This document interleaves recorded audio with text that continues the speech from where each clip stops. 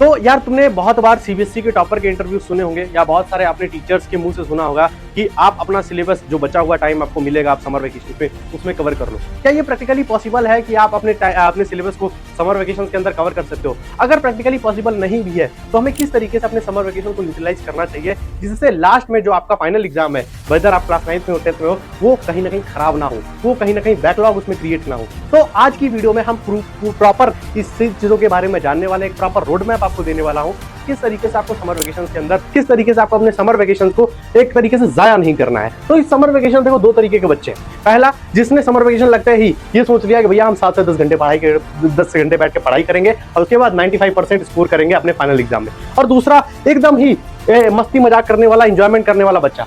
तो अगर आपको मैं सजेस्ट करूं तो आपको इन दोनों में से किसी भी बच्चे की किसी भी कैटेगरी में आपको नहीं आना है। ये भी नहीं कि आपको 7 से 10 घंटे बैठ के पढ़ने हैं, ये भी कि आपको पूरा टाइम फुल एंजॉय करना है, फुल मस्ती मजाक करना है। आपको एक बैलेंस बनाकर रखना है। बैलेंस बनाकर क्यों रखना है? जैसे कि मानकर चलो अभी समर वेकेशन लगने से पहले आपने आपके स्कूल में कुछ चैप्टर्स कंप्लीट किए होंगे, कुछ चैप्टर्स हो रखे होंगे, उसमें आपकी जो आदत है पढ़ने की, जो सेल्फ स्टडी करने की आदत है, वो 2 से 3 घंटा है कि भैया मैं 2 से 3 घंटा बैठ के पढ़ सकता था। वैसे ही जैसे आपको तुरंत समर वेकेशन लगा, आपने पूरी पढ़ाई छोड़ दी, आपने पूरी तरीके से पढ़ाई छोड़ दी। उसके बाद समर वेकेशन जैसे ही एंड होता है, आपके स्कूल रीओपन होते हैं, तो एग्जाम में एक तरीके से आपका जो सिलेबस कंप्लीशन का होल्ड होता है वो वापस से स्टार्ट हो जाती है। आपकी जो लेक्चर स्पीड होती है, ठीक है, टीचिंग जो स्पीड होती है आपके स्कूल में, ट्यूशन में, आपके कोचिंग्स में, वो बहुत ज्यादा बढ़ जाती है। और उस तरीके में जो बच्चा की जो सेल्फ स्टडी होता है, जिसकी आदत पहले छूट चुकी है कि पहले वो कम से कम 2 से 3 घंटा बैठ के पढ़ता था, लेकिन इन 3 से 40 दिनों में उसने कुछ भी नहीं पढ़ा है, वो अपने आप को वापस रीबिल्ड करने में, उस हैबिट को रीबिल्ड करने में 1 से 1.5 महीना लगाता है। और उस 1 से 1.5 महीने के अंदर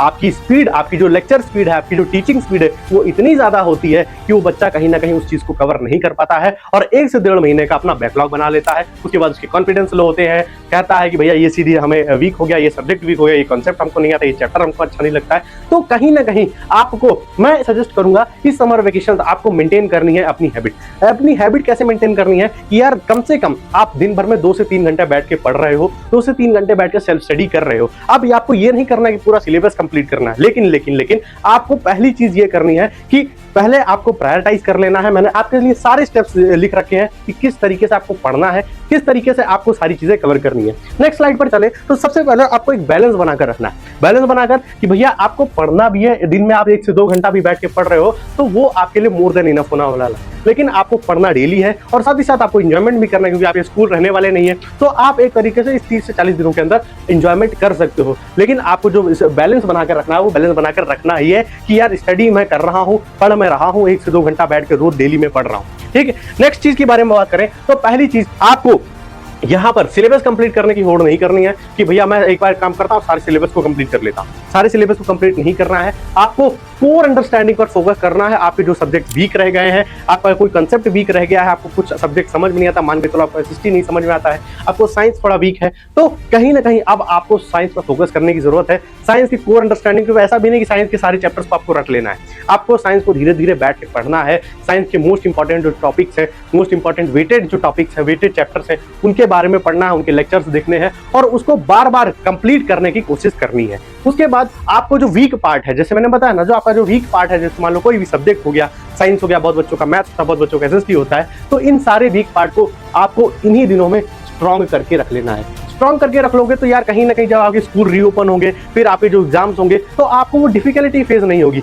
वो पहले वाली बात नहीं है कि भैया पहले भी हमको मैथ बेकार लगता था, अभी भी मैथ बेकार लग रहा है, पहले हमको साइंस बेकार लगता था, अभी भी साइंस बेकार लग रहा है। ऐसा नहीं है, आप इस चीज को सुधार सकते हो इन बचे हुए दिनों में। तो इस चीज को ऐसे कवर करना है। बट फिर मैंने आपके लिए 3 स्टेप लगा रखे हैं कि यार 3 स्टेप्स में आपको कंप्लीट करना है। मानकर चलो आपके स्कूल में समर वेकेशन लगा, अब आपको पढ़ना भी है कि हाँ भैया हमको पढ़ना है, देखो पढ़ना बहुत जरूरी है। किस तरीके से पढ़ें भैया, किस तरीके से? मैं आपको देखो वो टाइम टेबल नहीं दूंगा, किस तरीके से वो नहीं दूंगा कि भाई 3-3 घंटे 4-4 घंटे भी बैठ के पढ़ो, फिर इतना खेलो, इतना खाओ, इतना वो करो, कुछ नहीं। मैं आपको 3 प्रॉपर स्टेप्स देने वाला हूं कि इन तरीके से आप अपनी स्टडी को किसी भी सब्जेक्ट में इंप्लीमेंट कर सकते हो, भले साइंस हो, एसएसटी हो, मैथ्स हो, इंग्लिश हो, हिंदी हो, कोई भी सब्जेक्ट हो, इसी तरीके से आपको कवर करना है इन सिलेबस को।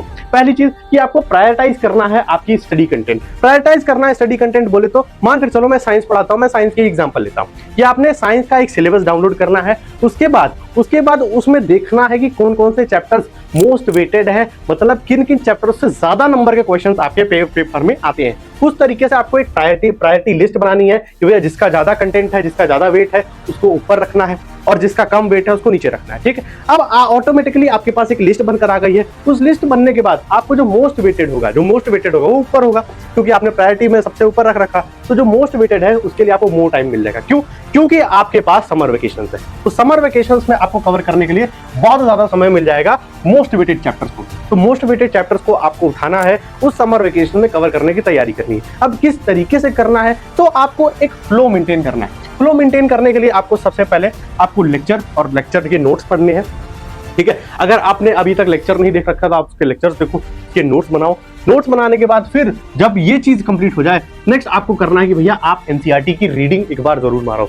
स्पेशली जब आप क्लास 10th में हो और अभी जो क्लास 9th वाले बच्चों की जो नई एनसीईआरटी है, एक बार सारे जो एक्सपेरिमेंट्स हैं, एग्जांपल्स हैं, इलस्ट्रेशंस हैं, क्वेश्चंस हैं, एनसीईआरटी को पूरा कवर करना है। ठीक है, एनसीईआरटी को कवर करने के बाद आपको भर भर के केस बेस्ड क्वेश्चंस और सीबीक्यू जो आपकी कॉम्पिटेंसी बेस्ड क्वेश्चंस है उनकी प्रैक्टिस करनी। भर भर के क्वेश्चंस प्रैक्टिस करो भाई, जिससे कि आपका जो चैप्टर है वो तगड़े तरीके से कवर हो जाए। एक बार तो आपको जो सीबीक्यूज है एक बार उसको प्रैक्टिस करना है, आपके जो क्वेश्चंस है उसको एक बार प्रैक्टिस करना है, एनसीईआरटी प्रैक्टिस करनी है। उसके बाद जब ये तीनों चीजें हो जाए फिर आप सीबीएसई के प्रीवियस ईयर क्वेश्चन कर सकते हो। सीबीएसई के प्रीवियस ईयर क्वेश्चन कहीं से भी डाउनलोड कर लो और आराम से कर लो। इससे क्या होगा कि यार पूरा चैप्टर तो पूरे जो आपने लिस्ट बना रखी थी ना वो तो कंप्लीट नहीं होगी, पूरी लिस्ट जो आपने बना रखी थी वो कंप्लीट नहीं होगी, लेकिन जो मोस्ट प्रायोरिटी वाले चैप्टर्स हैं उनके लिए आपको बहुत समय मिल जाएगा। उनके लिए जब आपके पास ऑटोमेटिकली समय मिल जाएगा तब आपको ये चीज कवर करने के बाद एक अलग कॉन्फिडेंस आएगा कि भैया मैंने कम से कम अपने साइंस में 30 से 40 नंबर का सिलेबस कंप्लीट कर लिया है, 30 से 40 नंबर अब मैं स्कोर कर सकता हूं फाइनल एग्जाम में।